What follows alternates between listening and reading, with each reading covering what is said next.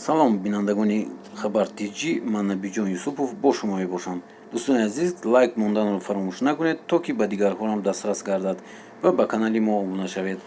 субҳи имрӯз Эмомалӣ Раҳмон, раиси ҷумҳурии Тоҷикистон, бо сафари корӣ ва барои ифтитоҳи як қатор иншооти муҳим мулоқот бо сокинон ва шиносоӣ ба раванди корҳои созандагию бунёдкорӣ ва истиқболи 30-солагии истиқлолияти Тоҷикистон ба ноҳияи Ховалинги вилояти Хатлон сафар кард.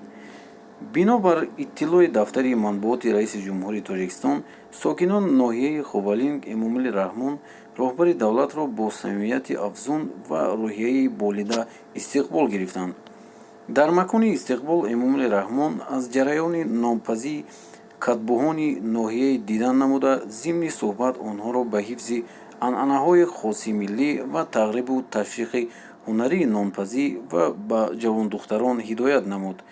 тавре манбаъ қайд намудааст, ки ноҳияи Ховалинг дорои таърихи бою рангин буда, дар даврони истиқлолияти давлатии симои ноҳия дар ноҳияи имодагиҳо ва истиқболи 30-солагии истиқлолияти Тоҷикистон куллан дигаргун гардидааст. Сипас президенти Тоҷикистон дар ноҳияи Ховалинг нахуст муассисаи таҳсилотии миёнаи умумии рақами 4-ро дар деҳаи лоҳутии деҳоти лоҳутӣ ноҳияи ифтитоҳ намуд.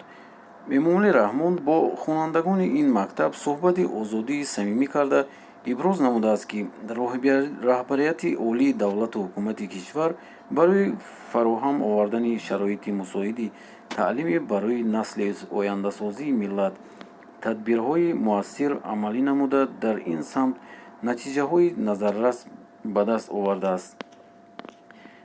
насли наврасро зарур аст, ки ҳама имкониятҳо фароҳам оварда, самаранок истифода намуда, илҳоми муосирро аз худ намоянд ва барои пешрафти Тоҷикистон истиқболи саҳми арзишманди худро гузоранд, гуфт Эмомалӣ Раҳмон.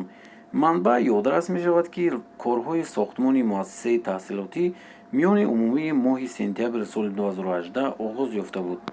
мактаби кӯҳнаи деҳаи лоҳутӣ ҳанӯз солҳои 70-уми асри гузашта бунёд гардида, барои 240 нафар хонанда пешбинӣ гардида буд, вале дар он 426 нафар таҳсил менамуданд.